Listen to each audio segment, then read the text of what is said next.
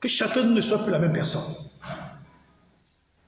Parce que dans la marche avec Dieu, dans la foi chrétienne, elle doit progresser, elle doit aller de l'avant, elle doit monter, elle ne doit pas stagner.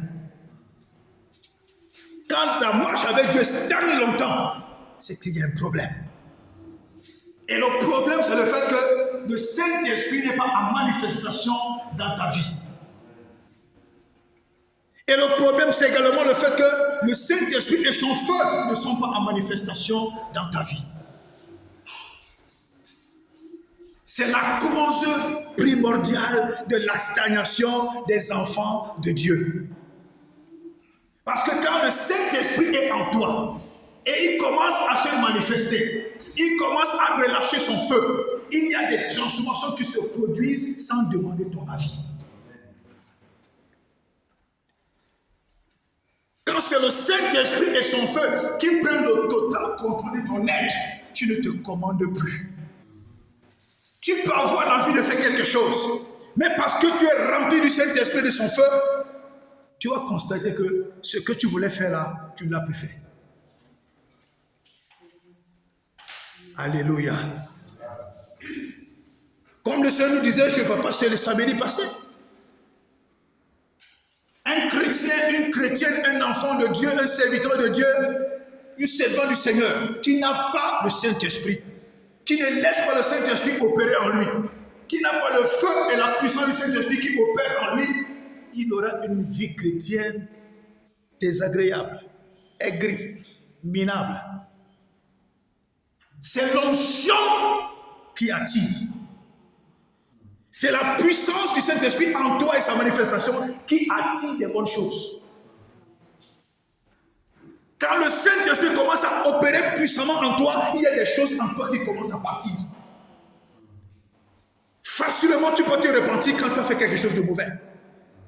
C'est le Saint-Esprit qui fait cela.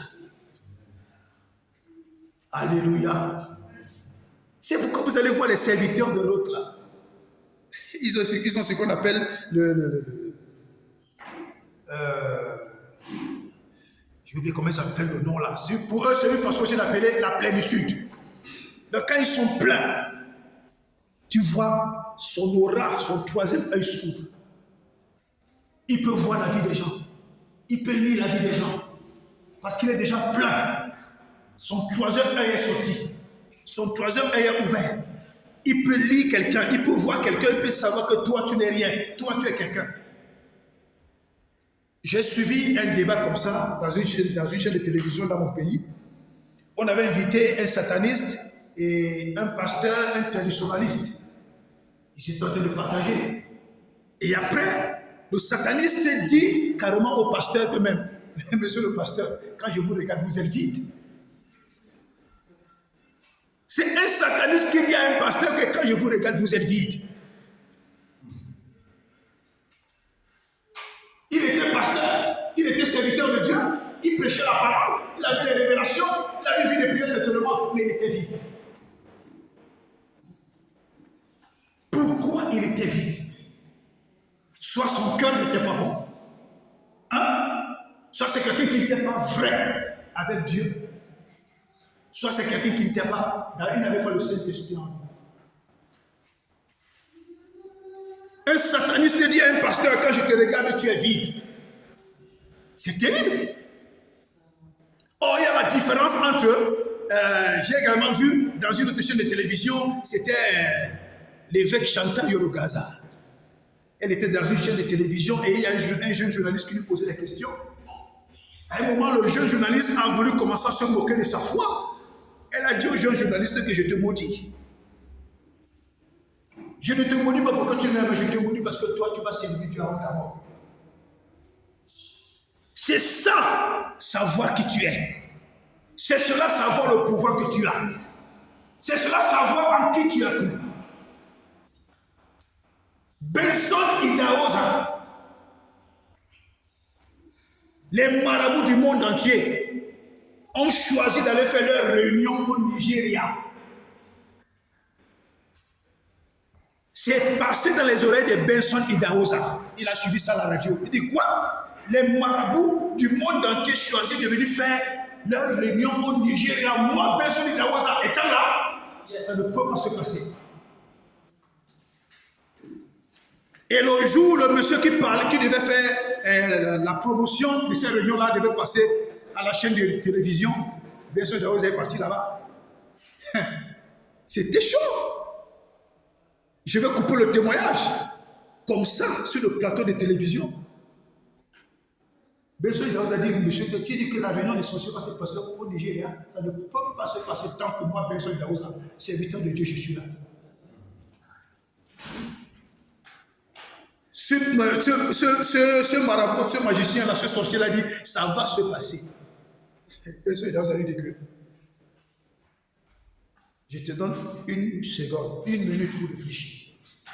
Tu me réponds pas, oui ou non. Si tu me réponds que ça va se passer, tu meurs là sur place. Le sorcier n'a pas pu dire que ça va se passer. Il n'a pas pu dire que ça va se passer. Benson Idahosa était tellement loin que quand il te dit quelque chose, ça va t'arriver immédiatement. C'est la plénitude du Saint-Esprit qui le fait. C'est la puissance du Saint-Esprit en toi qui le fait. Si tu donnes des ordres au monde spirituel et que tu n'es pas rempli du Saint-Esprit et de sa puissance, tes paroles sont nulles et sans effet.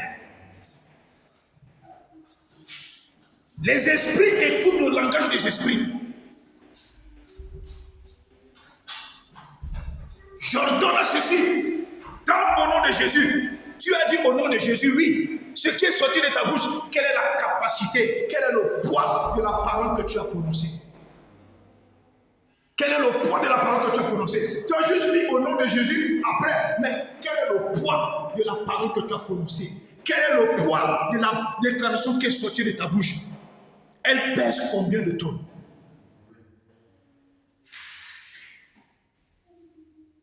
C'est pourquoi quand le Seigneur insiste en disant garde ton cœur plus que toute autre chose, car de lui viennent les sources de la vie, le Seigneur connaît la raison pour laquelle il le dit.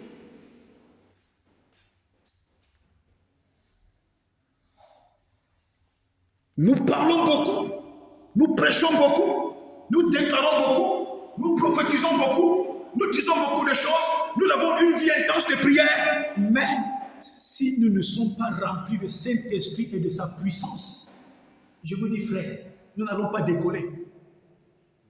Nous allons nous contenter des choses binaires et nous allons appeler cela la bénédiction.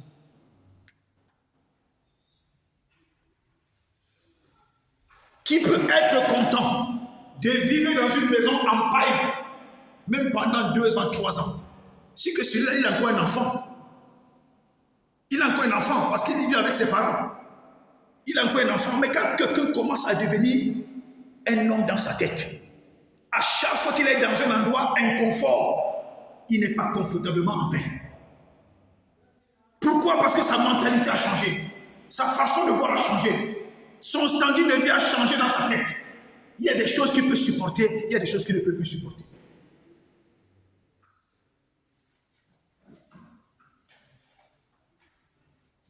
Comment est-ce que le Saint-Esprit agit en toi? Comment est-ce que le Saint-Esprit agit en moi? Est-ce qu'il est vraiment là? Est-ce qu'il agit vraiment? Parce que je me souviens de ce passage de l'apôtre Paul lui dit, si du moins le Saint-Esprit habite en vous. Il dit si du moins. C'est-à-dire que tu peux être chrétien, tu dis que tu as le Saint-Esprit, or tu n'en as pas. Tu peux être enfant de Dieu, tu peux être serviteur de Dieu, tu peux être servant du Seigneur. Tu dis tous les jours, j'ai le Saint-Esprit. Oh, tu n'en as pas du tout. Il y a un passage dans Corinthiens qui nous ressort facilement les 3 types d'esprits qui fonctionnent dans une église. Il y a 3 types d'esprits qui fonctionnent dans une église. Il y a l'esprit humain. Même ton esprit humain prophétise. Il y a l'esprit du diable. Même l'esprit du diable prophétise. Et maintenant, il y a le Saint-Esprit. Si tu n'as pas suffisamment de discernement, tu ne peux pas savoir si c'est l'esprit humain, si c'est l'esprit du diable, si c'est l'esprit de Dieu qui est en train de prophétiser. Mais tous ceux qui parlent vont te dire, je parle au nom de Dieu, je parle au nom du Seigneur. Il faut être sensible pour savoir que ça, c'est le serpent qui est en train de parler. Ici, c'est l'homme qui est en train de parler. Ici, c'est Dieu qui est en train de parler. C'est pourquoi il y a une prière que je fais constamment. Seigneur, donne-moi la sensibilité. Afin que tout ce qui n'est pas de toi, quand j'entends, que mon cœur ne soit pas en paix. C'est pourquoi je vous disais une fois que, quel qu'en soit le grade de quelqu'un, dans le Seigneur, qu'il soit archibishop, quand il parle, je l'écoute. Dès qu'il va dire quelque chose qui ne va pas, je vais sentir dans mon esprit quelque chose qui rejette.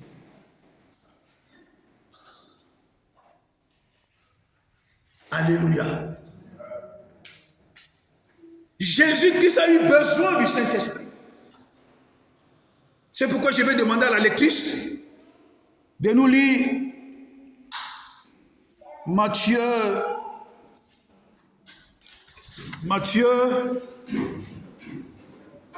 3, verset 13 à 17. Matthieu 3, verset 13 à 17. Et 1 Jean 3, verset 10. Matthieu 3, verset 13 à 17 et 1 Jean 3, verset 10. Matthieu 13. Matthieu 3, verset 13. C'est à cette époque que parut Jésus. Il se rendit de la Galilée au Jourdain, auprès de Jean, pour être baptisé par lui.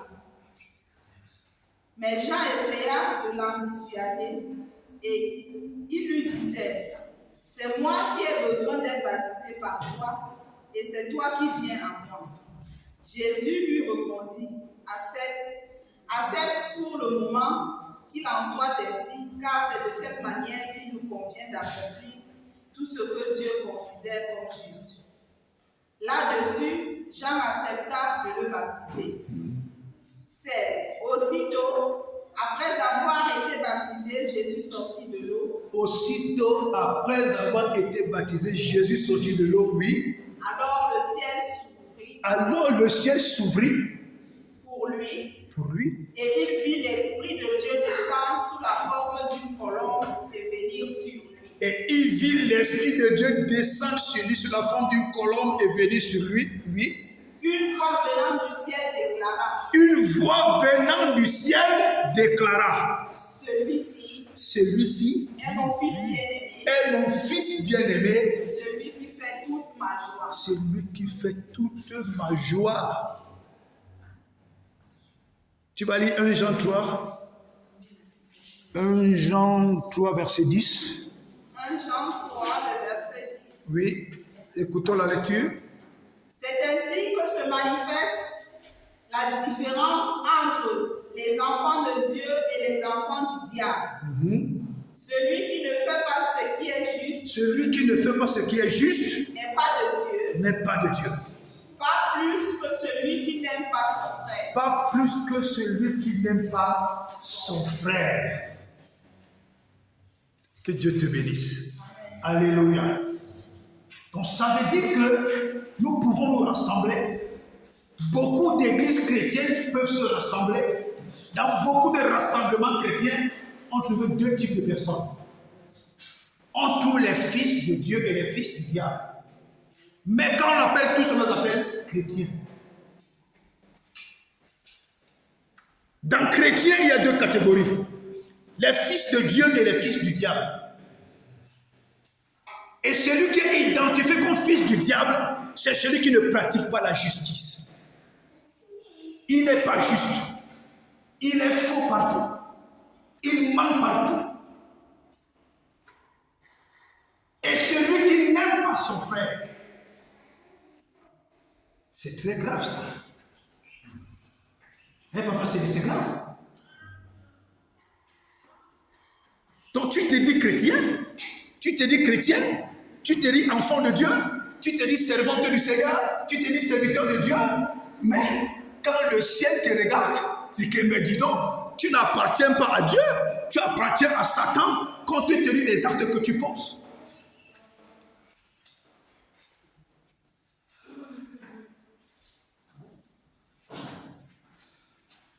C'est quelqu'un, c'est le pasteur Ange qui a dit un jour, nous serons surpris au ciel. Vous savez, il y a une dame dans ce pays. C'est une folle. C'est une folle. Écoutez-moi bien, c'est une folle. Je ne sais pas qui lui a donné mon numéro. Mais je me lève le matin il y a 3 jours. Je vois des messages. Je dis, qui est cette personne? Je vais écouter. Le premier fois, j'ai écouté. Le deuxième, j'ai écouté. Quand j'ai écouté le troisième fois, j'ai frémi. Elle m'a dit ceci. Pasteur, si en Égypte, il y a 100 pasteurs, il y a 99 qui vont aller en enfer. J'ai dit une folle.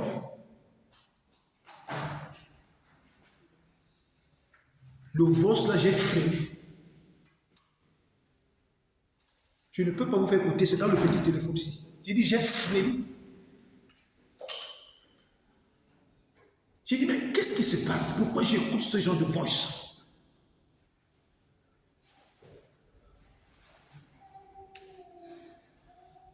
Le pasteur Ange a dit un jour, ne soyez pas surpris, nous allons trouver les musulmans au paradis.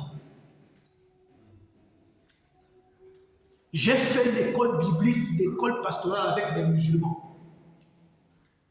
Et dans cette école missionnaire, il n'était pas question que je suis catholique, je suis musulman, je suis protestant. Il y avait ce qu'on appelle le leadership, le partenariat de leadership.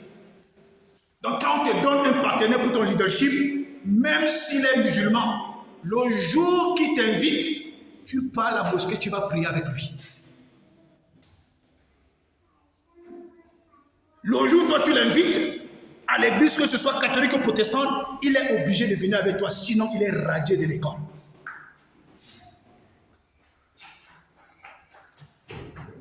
Je connais des musulmans, ils se sont formés, mais qui forment des disciples. Ils forment des disciples, ils évangélisent, ils forment des disciples. Mais ils gardent sa statue de musulman.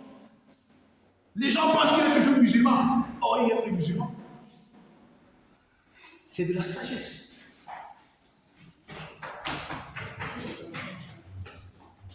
Alléluia. Alléluia. Alléluia. Amen. Jean-Baptiste baptisait Jésus. Jean-Baptiste. Jésus vient se faire baptiser. Il dit à Jésus, non, ce n'est pas possible. Moi, je ne peux pas te baptiser, Rabbi. Je ne peux pas te baptiser, je n'ai pas cette onction. Jésus lui dit, non, gars, faisons ce qui est juste. C'est toi que le ciel a mandaté pour me baptiser. Je vais te poser une question. Le jour où tu vas voyager, tu sors de ce pays. Tu vas dans un pays où il n'y a pas de pasteur, même s'il y a des pasteurs là-bas. Même s'il y a des pasteurs là où tu pars, tu as une cellule de prière chez toi. Moi, c'est ce qui me choque. C'est pourquoi je fais tout pour que vous soyez des hommes. Afin que là où vous allez partir, que ta maison soit une cellule de prière. Tu ne vas pas rester chrétien toute ta vie comme ça. Tu ne vas pas aller d'église en église sans que toi tu ne formes des disciples. Tu dois former des disciples. Tu dois évangéliser et former des disciples. C'est ta responsabilité.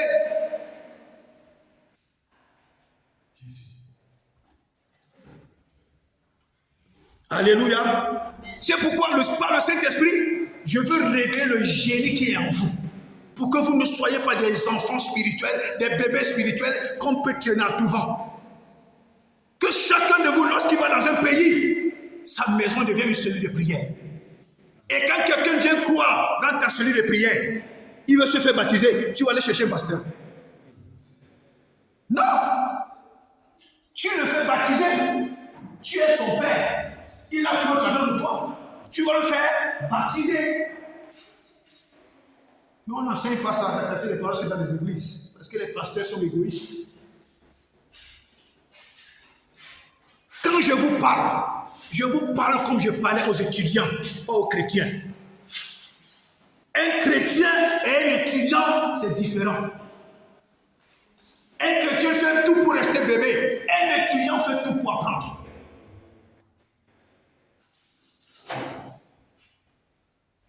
Jésus sort de l'eau.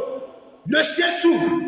Le Saint-Esprit descend sur lui. Et une voix se fait entendre. Celui-ci est mon fils bien-aimé. Il fait quoi? L'objet de toute mon affection. Dis-moi un peu, quand Dieu te regarde, est-ce que Dieu peut dire que tu es son fils ou sa fille bien-aimée, que tu fais l'objet de son affection? Même quand tu as été baptisé, est-ce que le ciel s'est ouvert? Parce qu'il y a d'autres personnes ici, ils se sont baptisés comme ça, comme des Chinois. Il allait se faire baptiser, il n'a pas préparé son baptême dans la prière. Il est sorti de son baptême, il n'a même pas prié le jeûne de prière. Donc ça veut dire que même son ciel continue d'être fermé. Même son ciel continue d'être fermé. Quand tu lis ce passage dans le livre de Luc. Alléluia. Quand tu lis dans ce passage dans le livre de Luc. Luc 3, s'il te plaît, est-ce que tu peux lire? Luc 3, versets 21 à 22. Vous allez comprendre un peu le mystère qu'il y a dans le baptême. On ne se baptise pas comme si on était chinois. C'est les Chinois qui s'en fichent de tout. Vous savez que chez les Chinois, même les enfants chinois ne jurent pas.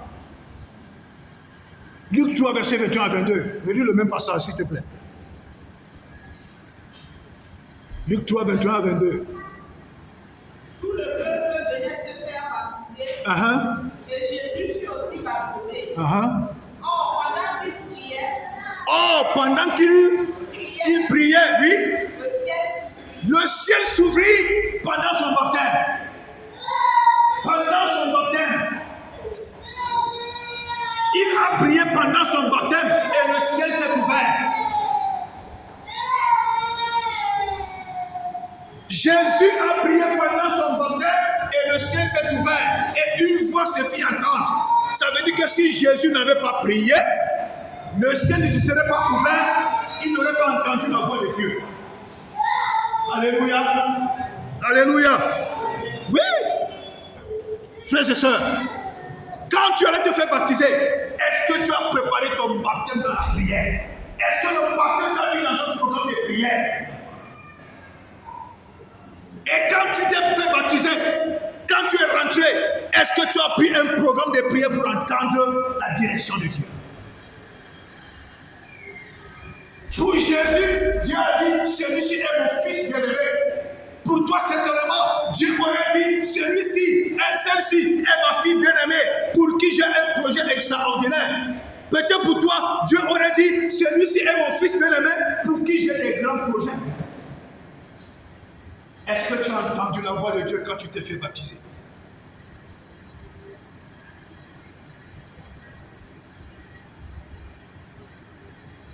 Laetitia.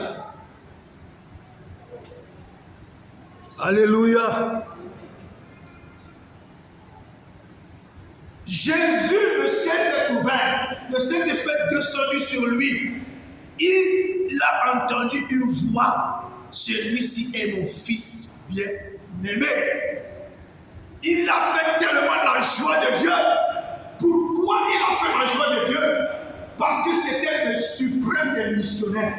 Tu peux être un chrétien, tu peux être une chrétienne, tu peux être une servante de Dieu, tu peux être un pasteur. Si tu n'as pas la pensée missionnaire, tu es un minable.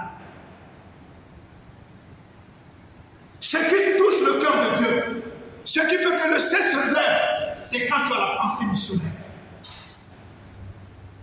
Vous avez vu les apôtres, quand les gens vendaient leurs biens, ils apportaient les dîmes et les offrandes. Les apôtres étaient assis, croisés les pieds, ils mangeaient les dîmes, ils mangeaient les offrandes. Dieu a dit, hey, c'est quoi ça? Dieu a envoyé la persécution. Allez me chasser les gens là. Dieu même a envoyé la persécution. Les apôtres, tous les disciples, chacun a cherché sa route. C'est dans le champ de mission que Philippe a su qu'il était tellement puissant. Les apôtres voulaient bloquer l'onction des gens. Les apôtres voulaient arrêter l'onction des gens. C'est comme ça aujourd'hui. Beaucoup de pasteurs, beaucoup de servants de Dieu, beaucoup de serviteurs de Dieu veulent arrêter les dons sur place.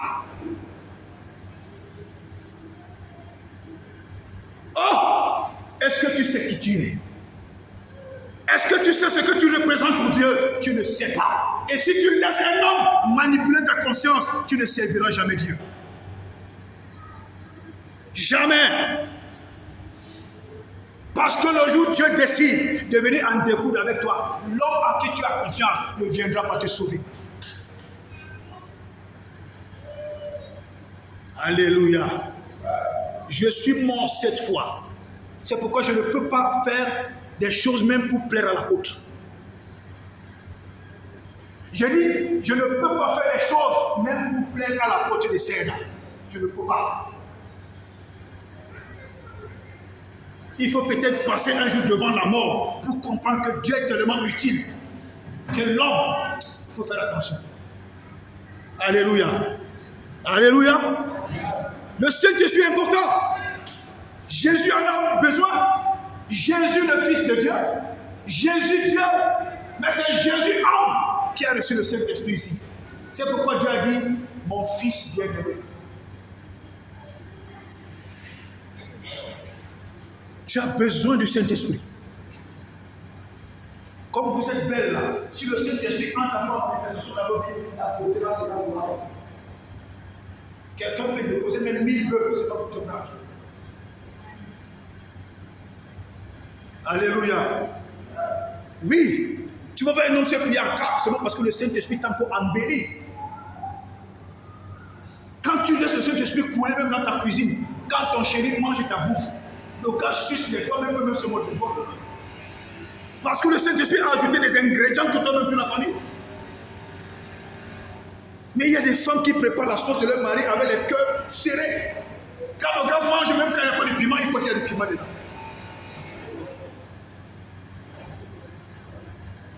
Alléluia. Amen. Quelqu'un va nous lire Matthieu 3, versets 11 et 12. Quelqu'un d'autre va ouvrir Romains 6, versets 1 et 4.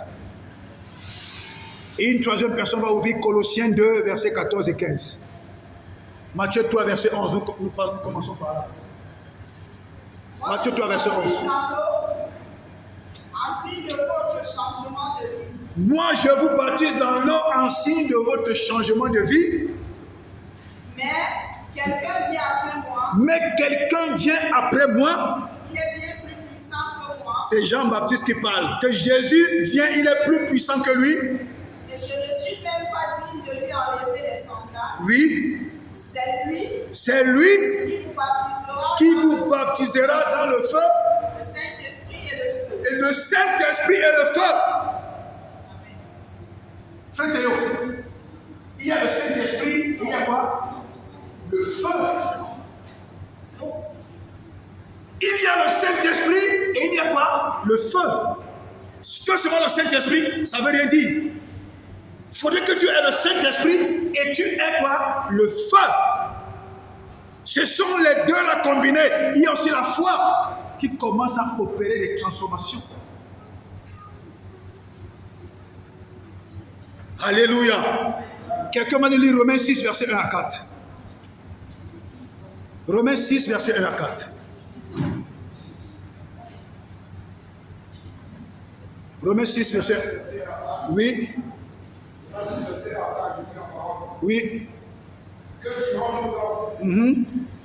Allons-nous persister dans le péché afin que la grâce se multiplie? Certainement pas.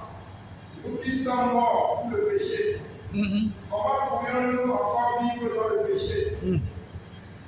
Ignorez-vous que nous tous qui avons été baptisés en Jésus-Christ, c'est en sa mort que nous avons été baptisés. Par le baptême,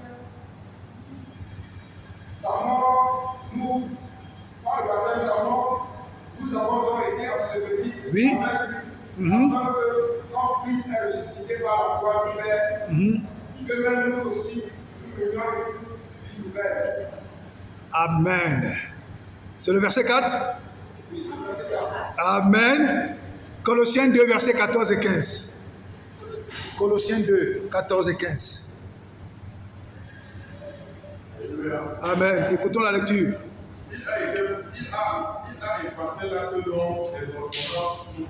Il a effacé les actes dont les ordonnances nous condamnaient et qui subsistaient contre nous. Il a détruit en le clouant à la croix. Il a dépouillé quoi? Les dominations. Oui.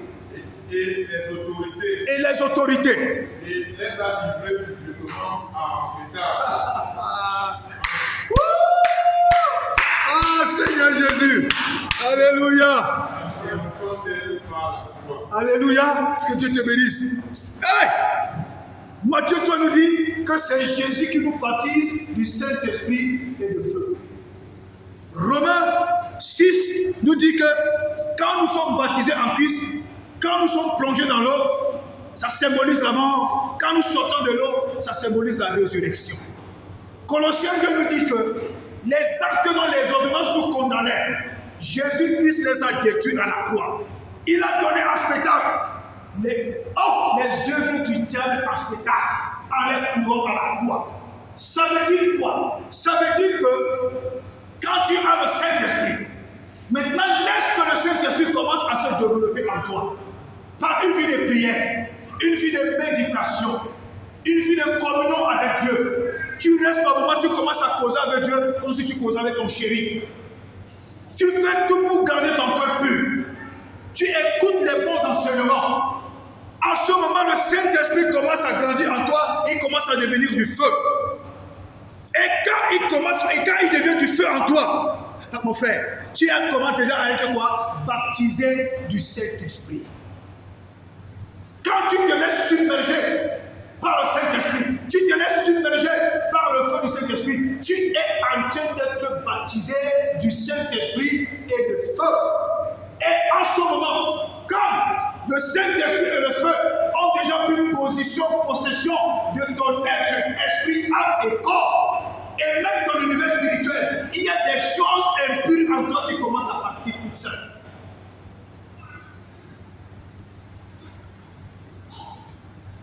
Il y aura des prières que tu vas plus faire. Parce que les choses qui sont cachées en toi là, a déjà compris que l'homme s'il n'avait que le Saint-Esprit, maintenant qu'il a ajouté le feu, il commence à être baptisé. Le mieux c'est que je prenne ma valise. La maladie dit, je prends ma valise. La pauvreté dit, je prends ma valise. Les blocages disent, je prends ma valise. Le célibat dit, je prends ma valise. La misère dit, je prends ma valise. La pauvreté dit, je prends ma valise. L'installation dit, je prends ma valise. Et même les blocages disent, papa, tu es encore là. C'est la pauvreté qui dit au célibat, regarde, tu es encore là. Moi, je m'en vais, je prends mon sac, je pars, pardon, avant que les choses ne se gâtent. Pourquoi? Parce que ces choses-là ont déjà compris que cet homme, ce corps n'est plus le même. Les esprits impurs se sentent à l'aise dans un corps qui leur donne l'occasion de se manifester. Et tout part du cœur. Tout part du cœur. Le mauvais cœur fait entrer le mauvais esprit en toi. Le bon cœur fait entrer les bonnes choses en toi. Le bon cœur permet au Saint-Esprit de se déployer dans toute sa puissance. Jésus dit que les actes dont les ordonnances nous condamnaient, c'est-à-dire qu'il y a eu des actes dont les ordonnances nous condamnaient. Jésus les a prouvés à la croix. Celui qui est en Christ est une nouvelle créature. Les choses anciennes sont passées, n'est-ce pas? Les choses anciennes sont passées. Ça ne veut pas dire que le pouvoir des choses anciennes ont été brisées.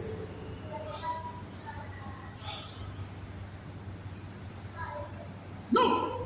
Quand tu es déjà en Christ, les choses anciennes sont passées. Maintenant, tu commences à vivre une vie nouvelle, comme l'évangéliste ceci vient de lire. Tu commences à vivre une vie nouvelle. Tu tombes, tu te relèves. Saint-Esprit, aide-moi. Tu dis, c'est encore 3 mois. Il peut arriver que tu tombes. Saint-Esprit, aide-moi. Ne te sens pas à l'aise dans des choses qui ne plaisent pas au Saint-Esprit.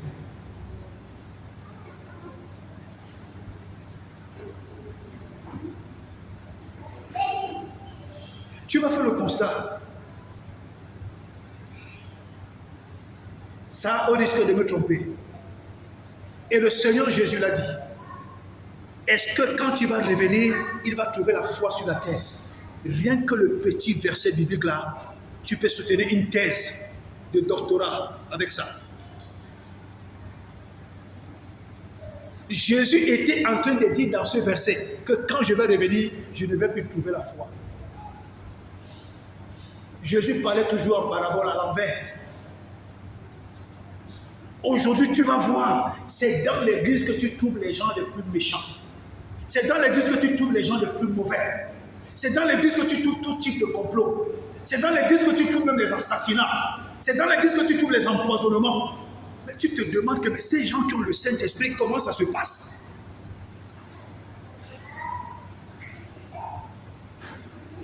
C'est pourquoi moi, depuis le Cameroun, hein, quand quelqu'un quitte une église, il va ailleurs, hein, je ne le condamne pas. S'il te donne la raison, tu vas mettre les mains sur la tête. S'il te donne la raison pour laquelle il est parti, tu vas mettre les mains sur la tête.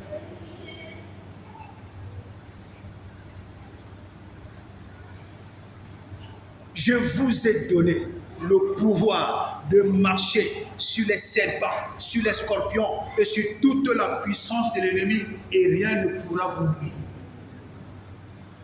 Mais quand tu regardes le corps de Christ aujourd'hui, c'est l'inverse. C'est le diable qui marche sur nous. C'est le diable qui nous impose sa loi. C'est le diable qui nous impose la façon de vivre. C'est le diable qui nous dicte ce que nous devons faire. Pierre, sur cette pierre, je bâtirai mon église. Les portes du séjour des morts n'auront pas la domination sur l'église. Ça, c'est Jésus qui parle. Il parlait de la grande église universelle. Celle-là ne sera jamais détruite. Et à cette grande église universelle, maintenant, sont greffées les petites communautés. Quand nous lisons Apocalypse des gens, quand le Saint-Esprit parlait des 7 églises, parmi les 7 églises, il y a des églises où Jésus même appelle les églises des démons.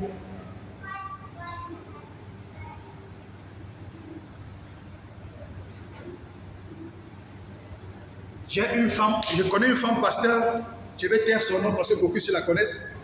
Un jour, elle a dit à son mari, mon mari, tout ce que tu fais là, je vois. Tout ce que tu fais, je vois. Même quand tu sors, je vois. Les maîtrises que tu as, je connais.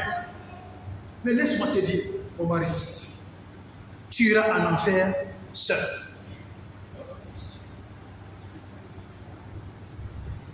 C'est la femme d'un homme de Dieu. Elle dit, tu iras en enfer seul.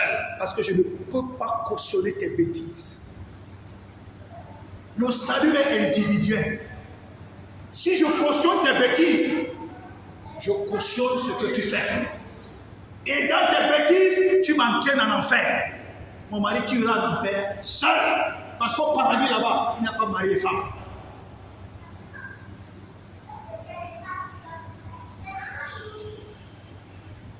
J'ai vu dans les réseaux sociaux des servants du Seigneur supporter des choses insupportables. Alors qu'on accuse leur mari de pédophilie, on accuse leur mari d'homosexualité, avec des preuves et des photos tangibles. La femme dit que mon mari ne fait jamais regarder les choses là, et qui avec la jalousie, mais c'est une sorcière. C'est pourquoi moi j'aime Hermine. Si je chie sur ma mari, tu as chié sur toi.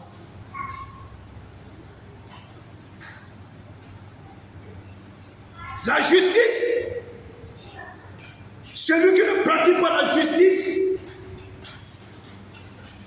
n'est pas de Dieu. Celui qui n'aime pas son frère n'est pas de Dieu. Mais si mon épouse veut m'amener dans son injustice, elle est en train de me transformer à qui? En qui? En enfant du diable.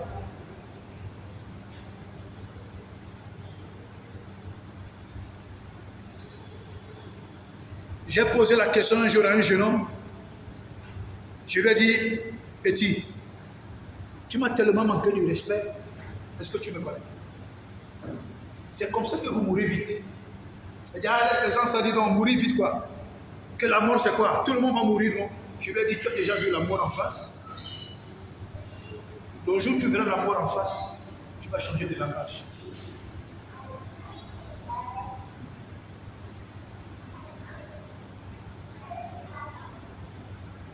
Un jour, j'ai dit à quelqu'un dans ce pays, il me dit, même si on m'arrête, je vais aller en prison, ça fait quoi? Je vais sortir. Je lui ai dit, tu es sûr que tu vas sortir? Toi, tu crois que si on t'arrête, on va te mettre en prison? Mais laisse-moi te dire, le jour où on va t'arrêter, tu vas aller en prison, on va te tuer à petit feu. Il a frémi. J'ai dit, quelqu'un qui meurt parce qu'il a été malade, Quelqu'un qui meurt d'une mort subite, il ne ressent pas la douleur de la mort. Mais quelqu'un qu'on est en train de tuer à petit feu, tu ressens la douleur de la mort. Et quand je sortais pour partir, il dit, pasteur, pardon, ne parle pas que de moi. C'est ainsi que les enfants de Dieu se comportent quand ils sont encore sur terre. Quand ils seront devant Dieu pour le jugement, il sera trop tard. Alléluia. Alléluia. Alléluia. Tu as besoin d'être rempli du Saint-Esprit. Tu as besoin d'être baptisé du Saint-Esprit. Quand tu laisses ce phénomène se produire dans ta vie, ton esprit, ton âme, ton corps, ton univers spirituel commence à être transfiguré.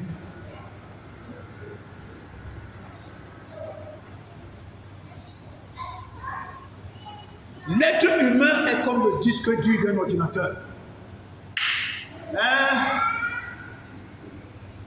L'être humain est comme le disque dur d'un ordinateur.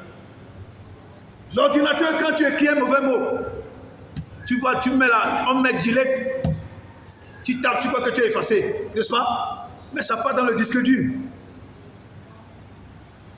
C'est pourquoi quand tu emmènes ton ordinateur chez le technicien, il peut te ressortir tout l'historique de tout ce que tu as fait. C'est quand il nettoie le disque dur que la machine devient purifiée.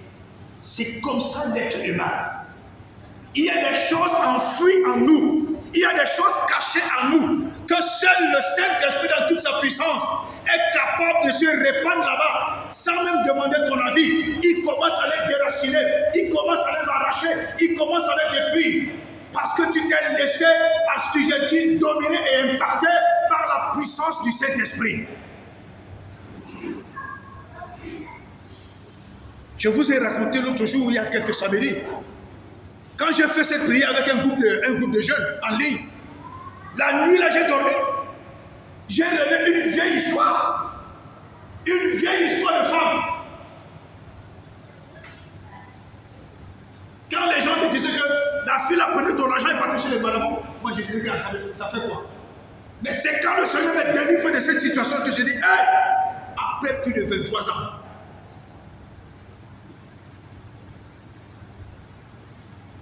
après plus de 23 ans, il ne faut pas jouer avec ta marche chrétienne.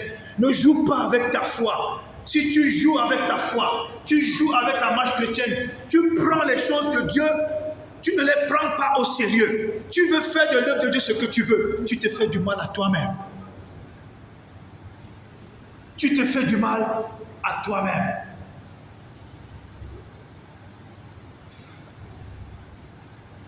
Vous voyez l'histoire du roi Saül? Saül a pris l'œuvre de Dieu à la légère. Et il est parti consulter quoi? Une magicienne.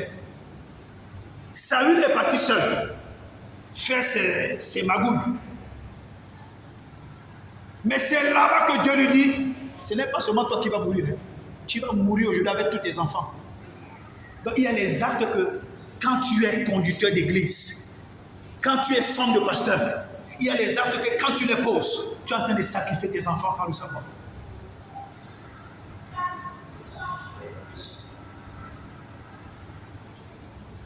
Dieu n'a pas changé. C'est pourquoi de toute ma vie, je fais tout pour éviter la justice. Tu ne me verras jamais dans une histoire de justice. Parce que je connais les conséquences qu'il y a dans la justice. Dieu dit, il est de la justice de Dieu d'affliger. Il est de la justice de Dieu d'affliger tous ceux qui vous affligent. Donc Dieu trouve que c'est normal d'affliger quelqu'un qui t'afflige. Tu crois que parce que tu es chrétien que Dieu ne veut pas t'affliger? Attention. Tu ne me feras jamais dans le complot contre un chrétien, contre une chrétienne, contre un pasteur, contre une femme de pasteur. Tu ne me feras jamais dans ce genre de saleté.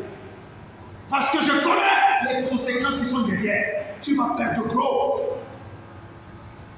Tu vas perdre gros. Je te dis la vérité. Attention. Prends l'œuvre de Dieu au sérieux. Attache-toi à Dieu aussi avec sérieux. Évite les complots. Évite les compromis. Évite tout ce que les gens peuvent organiser pour déstabiliser quelqu'un. Évite ça. Tu vas perdre gros. Tu vas perdre gros.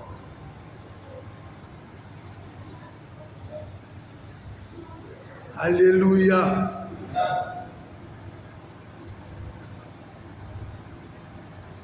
Quelqu'un va nous lire Luc 4, verset 1 et 2 et le verset 5. Luc 4, verset 1 et 2 et le verset 5.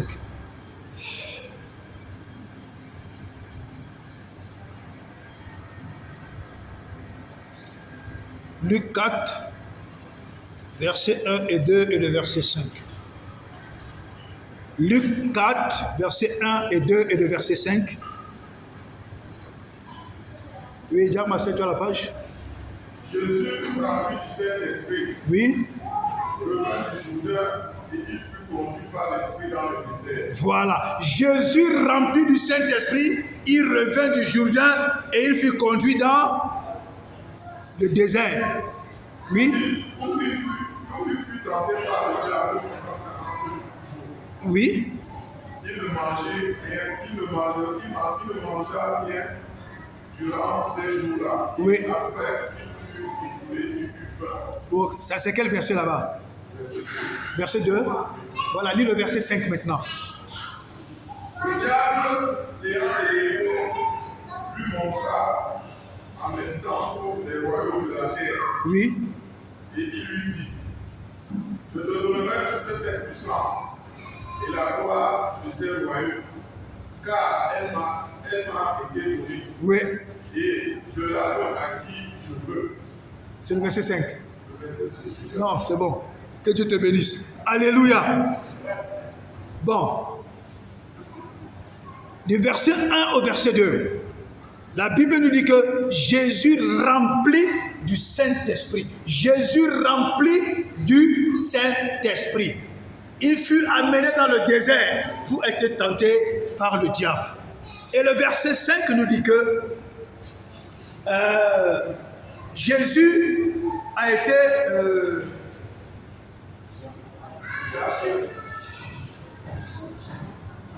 oui, le diable. Voilà, il a été face au diable, mais il a tenu ferme. Le diable lui a fait des propositions. Prosterne-toi. Prosterne-toi seulement, gars. Je te donne tous les royaumes et les puissances. Prosterne-toi. Jésus n'a pas cédé. Alléluia. Il y a des situations dans la vie que tu vas affronter. Il y a des situations dans la vie dont tu vas faire face. Il y a des situations que le diable va venir te proposer des choses. Parce qu'il sait que là, tu es en train d'entrer dans la bénédiction. Mais c'est le verset 1 et 2 qui nous intéresse. Jésus rempli du Saint-Esprit. Rempli du Saint-Esprit. Ok. Le même Luc 4, verset 13-14. Luc 4, 13-14. Le même Luc là, mais le verset 13 et le verset 14. Oui. Après l'avoir tenté de toutes ces manières, Oui. le diable s'éloigna de lui jusqu'à un moment favorable. Après l'avoir tenté de toutes ces manières, le diable s'éloignait de lui pour un temps favorable. Pour un temps favorable. Le diable ne te laissera jamais. Jusqu'à la fin de tes jours, le diable ne te laissera jamais. Dieu permettra toujours qu'il vienne au temps favorable. Et quand il vient au temps favorable, c'est à toi de rester calme. C'est à toi d'observer. Parce qu'il ne va pas te lâcher. Tant que tu marches sur terre, il ne va pas te lâcher.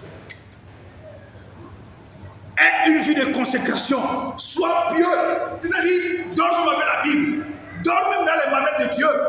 Le diable ne te laissera pas tranquille. Alléluia.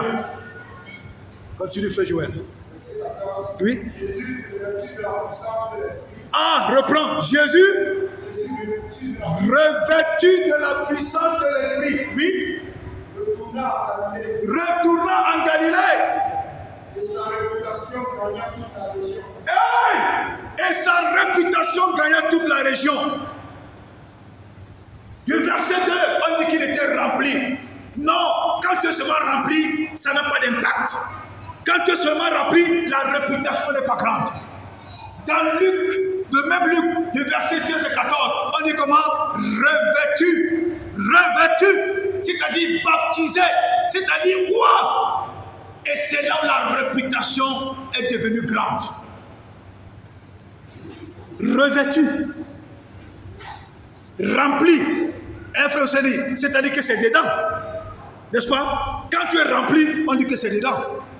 Quand on dit que tu es rempli, ton ventre est rempli d'eau. On dit que tu as tellement bu d'eau, c'est dedans. Quand on dit que tu es rempli, c'est à l'intérieur. Maintenant, revêtu, c'est-à-dire que ça a débordé. Ça a débordé.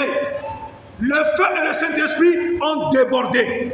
Et quand ils ont débordé maintenant, la réputation est devenue grande. Chaque niveau de puissance t'apporte une transformation. Chaque niveau de revêtement t'apporte une transformation. Chaque niveau de consécration t'apporte une transformation. Jésus revêtu. Et c'est quand il a été revêtu que sa renommée a commencé à s'accroître dans la région.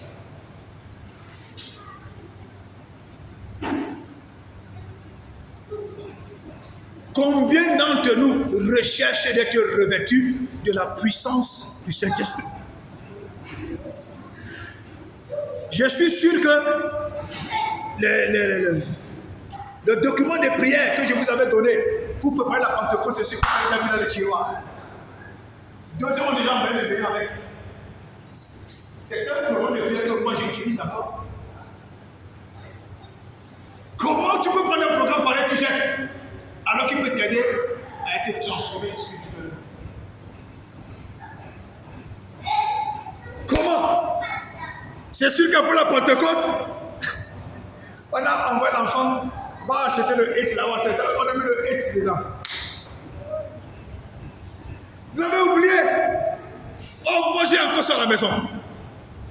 Et après aujourd'hui, demain, lundi là, j'entre dans un programme jusqu'à la clôture. Avec le papier que vous avez négligé là.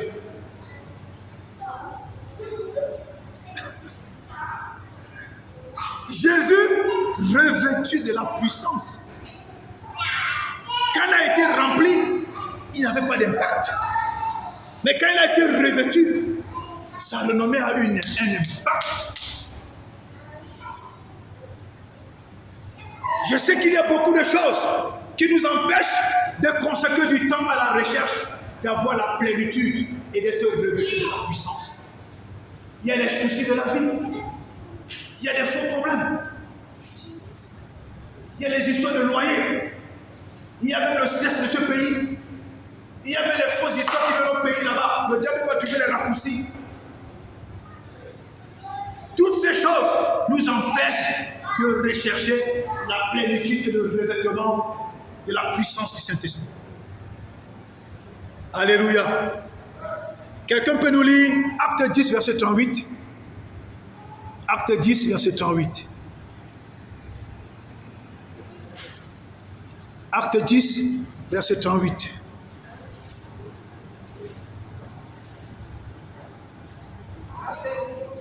Acte 10, verset 38. Oui. Ensuite, Dieu a oint Jésus de Nazareth en répandant sur lui la puissance du Saint-Esprit. Alléluia.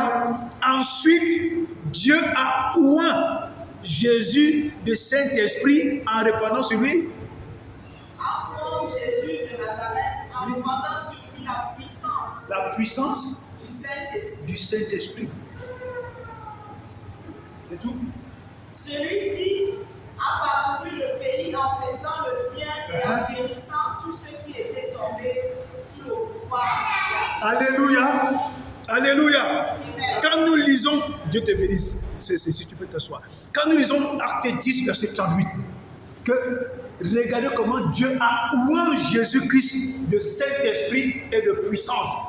Dans sa version, c'est Dieu a revêtu Jésus de puissance. Il a oint. Il a oint, c'est-à-dire il a revêtu Jésus.